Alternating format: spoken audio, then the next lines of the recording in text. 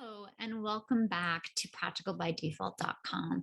Today, we're talking about simple ways for working homeschool moms to beat decision fatigue. As a working mom who's also homeschooling, we make hundreds of decisions a day.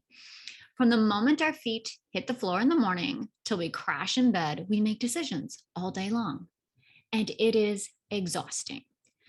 No matter how organized you are, no matter how on top of things you might be, the day in and day out of making decisions can lead to decision fatigue. When I started to feel like I'm drowning in a sea of overwhelm, it's usually because my plate of things that I need to do is overflowing, and that's not good. We've all heard of the advice, remove what you can from your plate. And that's excellent advice in theory, but how do you put it into practice in a practical way that makes sense to you? We're going to talk about that today. But before we do, let's talk about what decision fatigue is and how it impacts our lives as working homeschool moms. So according to Wikipedia, decision fatigue refers to the deteriorating quality of decisions made by an individual after a long session of decision making. As working moms who also homeschool, we make decisions from the moment our eyes open in the morning to the moment we go to bed at night. We wake up and we're immediately faced with deciding, what are we going to wear? How are we going to style our hair? Are we going to wear makeup or skip it? Next, we decide if we're even going to eat breakfast, and if we do, what are we eating and what are we feeding the kids? Then we head to work, and whether we work at home or we work in the office, we make decisions all day for several hours based on the needs of our clients, our boss, our customers. And then we come home and we make the decision, what are we going to have for dinner? Should we eat pasta? Should we eat rice? Should we eat chicken? Should we eat beef? Should we get takeout? And if we do, can we afford it? Did I take something into the freezer today or did I forget? And then we cross the floor, right? So we're home, we're making these decisions, we're walking through the house and we're looking around, we're like, oh my goodness, my house is a mess. Did I forget to assign chores? When was the last time the floor was swept? Is there laundry still in the dryer? And then after dinner, you're still making decision. Who needs a bath? Who needs extra help in math? Is this curriculum still working? Should I switch programs? And when the kids are in bed, you're deciding, how are you going to plan your homeschool for the next day? How are you going to plan for your work the next day? The decisions that we make every day feel like they never end. And because we spend all day making decisions, it's exhausting. There are 4 signs that you can look for to see if you are suffering from decision fatigue. Regardless of how strong you are, your ability to make the best choices can eventually run out due to decision fatigue. So how do you know? How do you know if you're suffering from decision fatigue and maybe you're not just tired? The first one is procrastinating. If you're procrastinating and you're thinking, you know what? I'm just going to put this decision off, making this decision for later. I'll do it later.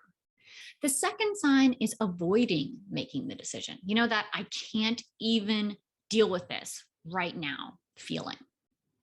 The third one is just picking whatever's easiest. It might not even be the best decision for that situation, but you're just deciding because you want to get rid of the decision. I'm going to eat out, even if we can't really afford it. And the fourth one is saying no. No to everything, rest, self-care, fun activities, because making the decision is just too much. So you're like, no, everything is no. So those are 4 signs that you might be suffering from decision fatigue. Decision fatigue is that feeling when you're overly stressed by the endless amount of decisions you've had to make throughout the day. See, what happens is every time we make a decision or we make a choice, we go through this process. We decide and we weigh, okay, here are the good things that could happen and here are all the bad things that could happen. And you make that decision, right? You're weighing pros and cons, risks and benefits, costs and rewards. every single time. And your brains go through this process, even if we aren't really aware of it. We use energy to do that. So how can we beat decision fatigue? Decision fatigue leads to burnout. And as a working mom who has survived burnout, let's just say I don't recommend it. And I spend a lot of time learning how to avoid it. And so when you're researching how to avoid burnout, the first thing that you will see is to practice self-care. Now, I believe self-care is very important. In fact, I've created an entire workshop based on self-care. It teaches you how to add these self-care routines to your life. But the truth is, self-care in this situation isn't enough. We need to understand the causes of decision fatigue as a working mom. So to overcome this, we need to understand, why is it so common in working moms? Well, as working moms, we're no stranger to making decisions, right? And so thanks to current events, we are flooded with even more decisions that perhaps we're not prepared for. These decisions span more than just what to make for dinner, what to wear to work, what client work needs to be done. It includes things like when to wear a mask, what safe places do we have for our children for childcare when we go to work, or what family rules will we set that are for our family's safety. With so many options now available, our brains quickly become drained from all the energy we need to make these decisions. And this can also add to decision fatigue. There are also different causes because we're not just working moms, are we? We're homeschool moms. We've taken on the challenge of educating our children. And so this adds to our decision making. We as homeschool moms are wondering all the time, am I using the right curriculum? How much homeschool is enough? What if my child never learns to read? Should I join a co-op or not? What about socialization? The second guessing never ends. And when you add all of this on top of the decisions you're making as a working mom, it's no wonder working moms who homeschool experience decision fatigue. So what's the answer? How can we overcome decision fatigue? The first thing that we need to understand are that there are high risk and low risk, or high stake and low stake decisions, okay? So every day our decisions usually fall into one of these categories: high stake, low stake.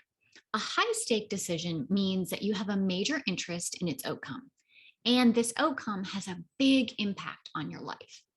Some examples might be, should I take this new job?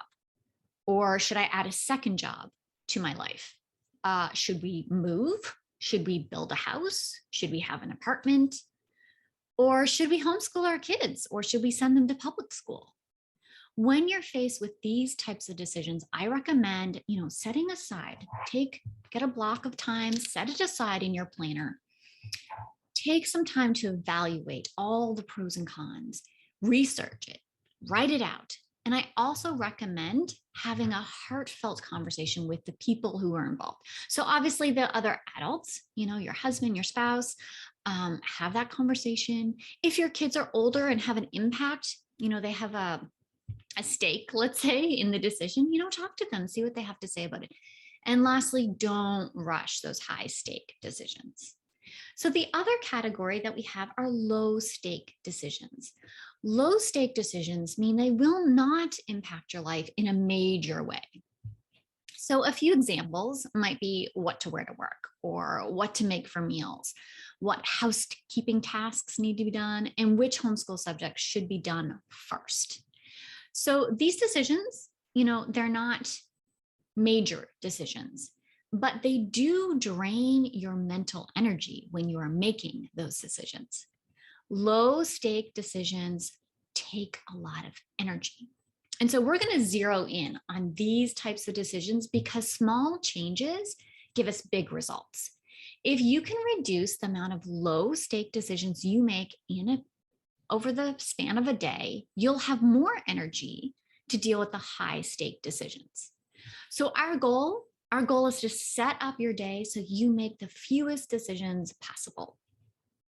There's a quote by George Moore from Bending And it says the difficulty in life is the choice, right? So you want to make less choices. So there are two key ways to stop decision fatigue. Many of us are experiencing decision fatigue because there's too many options. There's too many choices to make. And it requires so much of our brain's energy to make these choices.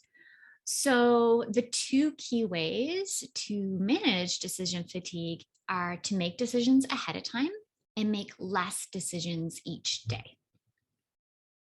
The more decisions we can make ahead of time leads into the second one, right? It means you don't have to make so many choices.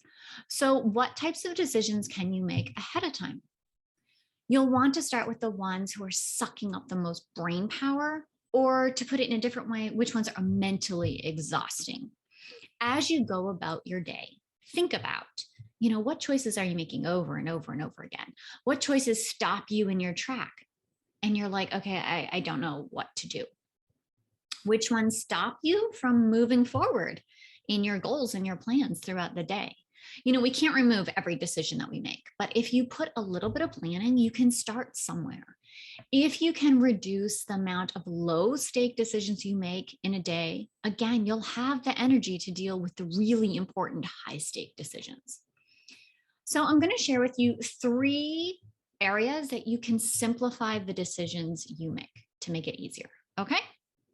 So let's dig in. To avoid decision fatigue, I want to encourage you to set up your day so you're making the least or fewest amount of decisions possible. I've found that in talking with other working moms who homeschool, there are areas that they find the most mentally exhausting. So we're going to zero in on those, okay? So the first one is what to feed your family. What am I going to eat? The second is what needs to be cleaned around the house. And the third one is when to homeschool the kids. So based on that, I want to share some practical strategies that you can put in place today to help you cut through that overwhelm and reduce the amount of decisions you are making each day. So let's start with food. You can stop decision fatigue by meal planning. So one of the very first systems I recommend for working moms to get in place is meal planning. Because when you plan out your meals for the week, it removes so much stress. After a long day of working, when I was working full-time out of the house, or even when I'm working here at home, the last thing I want to think about is what are we going to eat for dinner? Dinner is the most stressful time of the day because everyone is usually tired, cranky, and hungry, including you and me. But if you plan ahead of time, you can remove this low stake decision. So here are 4 ideas to get you started. You can simplify your meals. Okay, I create a list of meals and then we just rotate it. These should be meals that your family loves. Then you won't have that fight or discussion at the table, or as many, I should say. The second thing you can do is outsource one meal a week to your kids, to other family members, or maybe use tools like your Instant Pot and your slow cooker. The third thing you can do is batch create some meals or use freezer meals. So every time you make a meal, for example, like a big pot of chili, you can take half of that or double the recipe and freeze it.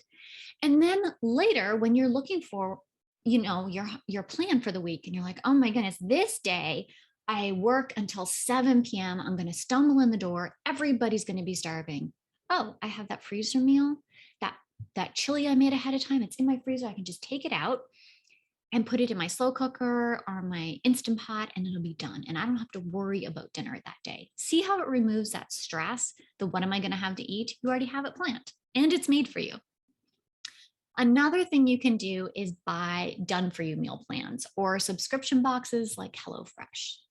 So the action step for you is to pause this video, take some time, look through your meals, and pick a meal plan that will work for your family. Write down at least 7 days of meals, like 1 week. Now all you have to do is check the meal plan and cook. All right, let's move on. The second area is house cleaning. So house cleaning tips to remove decision fatigue. How many times have you forgotten the laundry in the washer? When was the last time you dusted? I absolutely hate dusting. Or how many times have you thought you assign chores to your kids only to find out that you totally forgot to tell them? That's me. I do that all the time. Or I go to assign chores. I'm like, oh my goodness, what needs to be done? What needs to be done? What can I get them to do? And, you don't feel like fighting with the kids. So then you just end up doing it, right? Which means more work, more energy, more time from you. These decisions are mentally draining. So what can you do about it? The first thing you can do is create and use a simple cleaning routine. So the power of routines is that once you get them into place, you can do them without thinking. So an example might be maybe after dinner, you take 10 minutes to tidy up your kitchen and you load the dishwasher and you start it. Now, once you get into this routine, as soon as dinner's over, everyone will chip in and help tidy up and start the dishwasher. And you don't really even have to think about it. You can create these same routines for your kids, such as every time they wake up, you get them to make their bed, or every time you're done playtime while you're making dinner, you can get them to clean up. The second thing you can do is create chore charts. So I use Motivated Moms. You can just print it off. I use it because it's easy. There's also an online version. I haven't used the online version, but I print it off and I stick it to my fridge. And then I tell my kids, hey, pick 1 or 2 tasks off of today's list to do. I don't have to think about what I'm going to assign because it's already written and done for me. Your action step today is to take some time today or pause this video and create a cleaning routine. Try to look for 1 or 2 things that will make your life easier and something you don't have to think about. Create it or find a done for you chart to use in your home. All right, let's talk about the third area. And that's deciding when to homeschool your kids. As a working mom, it can be hard to decide when you're going to homeschool your kids. And I don't mean like what age to start homeschooling. I mean, you're looking at your day, your 24 hours, and you're like, okay, when am I going to fit teaching my kids into this schedule, into my day, right? That can be tough. Homeschooling is extremely flexible. And as a working mom, you'll take full advantage of that flexibility. That means remembering that you can teach your kids whenever and wherever they want. And that's great. It's also a bit overwhelming. My advice is to keep it simple and suited for your family. So for example, if you work Monday to Friday, have your children do independent work on those days, and then dig into the hands-on projects on your days off or on the weekends and holidays. If you work mornings, homeschool in the afternoon and evenings. If you're an evening or a night worker, then you can homeschool during the day or your days off. And don't forget to use online programs to help take the load off your shoulders. After you make a decision, stick to it for about 6 weeks, and then after that, adjust as you need to do. All right. I want to encourage you, Mama, that you can beat decision fatigue. We make hundreds of big and small decisions every day, and it's exhausting. It drains our mental energy. Like when our children ask us the same thing 20 times, and in the late afternoon, we suddenly decide to give in. Yeah, that. Practicing self-care goes a long way to help avoiding burnout.